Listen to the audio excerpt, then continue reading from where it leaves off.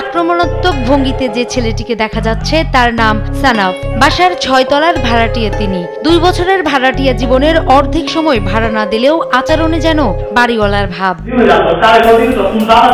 ঘটনাটি রাজধানীর পুরান ঢাকার পোস্তা এলাকার। ২ বছরের চুক্তিতে বাসা নিলেও নিয়মিত ভাড়া পরিশোধ করেননি ভাড়াটিয়া জান্নাতুল ফেরদৌস অ্যানি। এই কারণে গেল বছরের ৪ নভেম্বর তাকে বাসা ছাড়ার নোটিশ দেয় বাড়ির মালিক। এরপরই বাধে যত বিপত্তি। বাড়ি না ছেড়ে মালিকের বিরুদ্ধে মামলা করেন অ্যানি। এতে ধর্ষণের পাশাপাশি শিশু নির্যাতনের অভিযোগ করেন তিনি। বাড়ির মালিকের স্ত্রী এবং দারোয়ানকেও মামলার আসামি করা হয়। আমাদের হুমকিও দেওয়া হয়েছে। আমরা বাসায় যখন ছিলাম না, আমরা তো যখন বাইরে ছিলাম, ঢাকার বাইরে চলে গেছিলাম, তো আমার শাশুড়ি আর আমার ননদ আমার বাসায় ছিল। এদের হুমকি দিছে যে এদের মাইরা ফেলবে। কি অন্যায় করছি উনারে ভাড়া দিছি, এটি অন্যায়। উনি এখনো এই বুড়া বসে আমার নামে যা জিটি করে আসে। অন্য ভাড়াটিয়ারাও দোষারোপ করেন অ্যানিকে। আর বাড়ির মালিক সজীবের বিরুদ্ধে ধর্ষণের অভিযোগ স্বার্থ সিদ্ধির পায়তারা হিসেবে দেখছেন এলাকাবাসী। তার সাথে প্রেম করে কিভাবে 3টা বাচ্চার মাসে, তার 3টা বাচ্চা অলরেডি আছে, তা কিভাবে তার সাথে সে প্রেম করে? একটা থাকলেই তো সেখানে অনেক কিছু করা যায় না, সেখানে 2টা ওয়াইফ তার অলরেডি আছে। এটা জানার পর আমি ভুল করলে এটা আমি মনে করবো যেটা আমার ভুল। তবে অ্যানির দাবি বিয়ের প্রলোভনে দীর্ঘদিন ধরে তাকে ধর্ষণ করেছে বাড়িওয়ালা।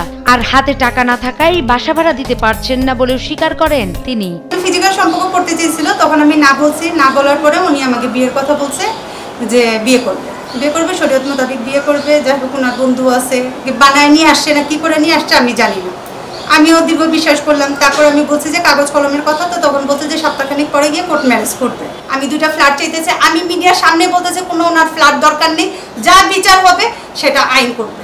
ঠিক আছে, আদালতের কাছে গেছে, ওইটা কোর্ট করবে যা বিচার করার।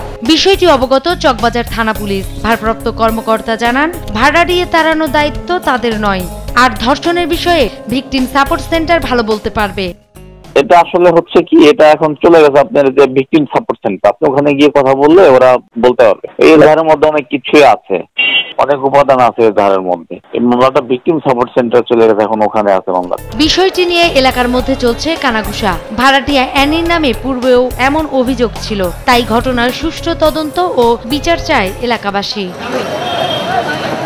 নূপুর মাহমুদ, দেশ টিভি, ঢাকা।